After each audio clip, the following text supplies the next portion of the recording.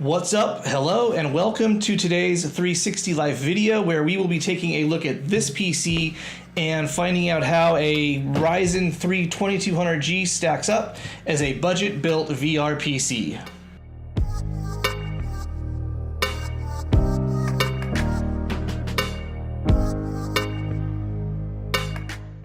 To start off, we are building in Thermaltake's Micro ATX form factor Versa H17 computer case. It ran $39.99 from Newegg and comes with one pre-installed 120mm fan and has room for at least 4 more. It supports 120, 240, and 280mm radiators. It has 2 USB 2s, 1 USB 3, and audio connectors on the front panel. And while it is a bit of a no-frills case, I like the looks just fine, and it was a piece of cake to build in. We chose an ASUS Prime B350M Micro ATX motherboard. Newegg had a combo discount going for $30 off when you paired this to the CPU. It supports 32 gigs of memory up to 3200 megahertz. It has 4 SATA ports along with a single M.2 slot.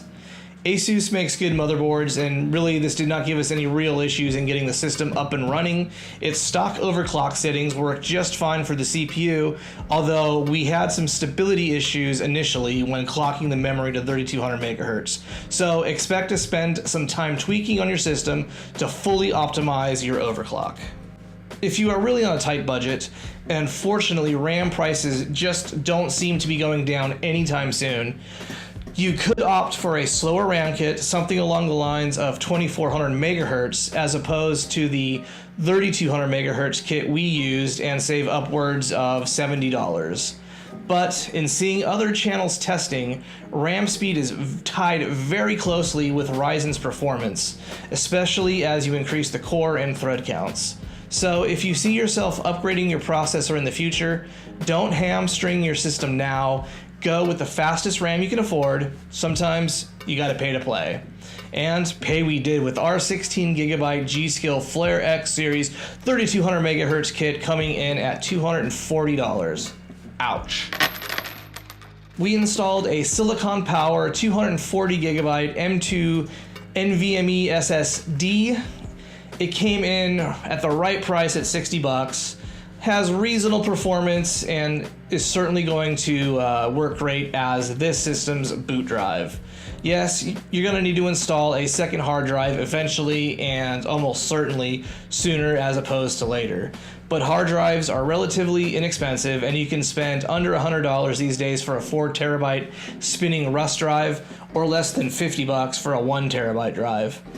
Add a drive when you can, or perhaps you have one already from your previous build. We used a Corsair modular 600 watt power supply because we had it from a previous build, and similar models run in the $70 range. But semi-modular and no modularity models are also available at a discount if you need to shave $20 or so off of the total. Also, keep a lookout for promo codes and mail-in rebates. At this time of this video, I see several discounted models on Newegg's website.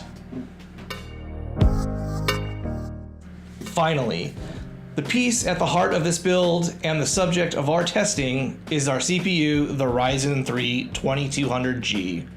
It is a 4-core, 4-thread processor with a built-in Vega 8 GPU. It comes with AMD's Wraith Stealth Cooler and a TDP of 65 watts. Stock, it has a 3.5 GHz clock speed, turbo wing to 3.7, and it comes unlocked, and along with our ASUS motherboard, we were able to hit 3.9 GHz without tweaking any voltages. This shares the same socket as AMD's Ryzen 5 and 7 CPUs, so while we are going to see later in our testing this CPU is going to bottleneck our GTX 1080, you have a clear upgrade path for this CPU when the time comes. The CPU's MSRP goes for $99.99, but as I mentioned, I received a $30 discount for pairing this CPU with our ASUS motherboard. We will be using 2 different video cards for our testing, the same as in our last video. Both cards are VR ready and represent the 2 ends of the spectrum. Our 4GB model RX 480 representing a more entry-level GPU, while our GTX 1080 with its 8 gigs of RAM representing the higher end, albeit not the highest end. Video cards are still very expensive, and even as the demand stemming from the mining craze wears off, which increased prices dramatically, rumor has it we should start to see GPU prices come down a little more as July gets underway. Now, even with some price reduction, I am afraid we are never going to see the prices from 2 years ago. So expect to pay no less than $250 for a VR-ready card and upwards of $500 to $800 as you get into the top tier video cards. The used market is still a great place to look if you need a card on a budget. Just make sure the card works and you are paying a significantly discounted price from the new models. We are running the system through FutureMark's VR Benchmark VRMark.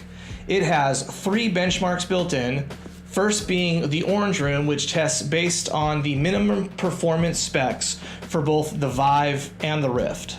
Second is the Cyan Room, which measures for DirectX 12 compatibility and performance.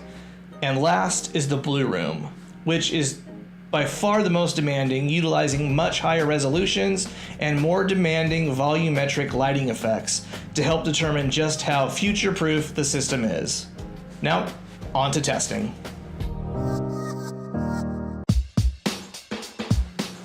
In the Orange Room, we saw scores well above a VR-ready PC, with both the RX 480 and GTX 1080. We see a high of 6,557 with the CPU overclocked to 3.9 with the RX 480 and 6,455 running the stock base clock and settings, with the GTX 1080 turning in a 7,011 on the stock speeds and jumping quite a bit on the 3.9 gigahertz overclock with a score of 8,145. Pretty respectable numbers for a 4-core, 4-thread CPU. Next, in the Cyan Room, running the RX 480, we achieve a high score of 4,376 versus the GTX 1080's equipped high score of 6,256, well above the VR-ready figures VRMark provides. Last, in the Blue Room, we have some very interesting discoveries. First, with the RX 480, we barely crest FutureMark's VR-ready score, with a high of 1132. That's really not too surprising considering it's a 4 gig model, and certainly its age and overall specs come into play here. What is perhaps surprising are the scores with the GTX 1080. While it scores quite well, soaring past the high-end systems with a score of 2215, it actually scores less than our older AMD FX 8320 equipped PC, which we tested a couple of weeks ago. The FX 8320 system scored a high of 2264 with the GTX 1080, outrunning our Ryzen 3 system here. So clearly the CPU is bottlenecking us in these high-res, very demanding tests of the Blue Room. I think this has everything to do with the 8320's 8 threads, double what our little Ryzen 3 has. Still, one of the coolest aspects of AMD's Zen platform is the fact that you can start with their most inexpensive Zen-based CPU, knowing you are able to upgrade later. As your needs and budget allow for more processing power, you just slap a new CPU in and you're good to go, adding years to your system's useful life and increase its ability to perform in VR. AMD has outlined their plan and they will continue with this platform until at least 2020. And with both the motherboards and CPUs being both backwards and forwards compatible, you really can't go wrong with this build, and you can feel good knowing you have a very viable and long-lived system with an upgrade path to get you by for years to come. Thanks for watching. Please like and subscribe if you like what we are doing on this channel and in this video. And don't forget to enjoy that 360 life.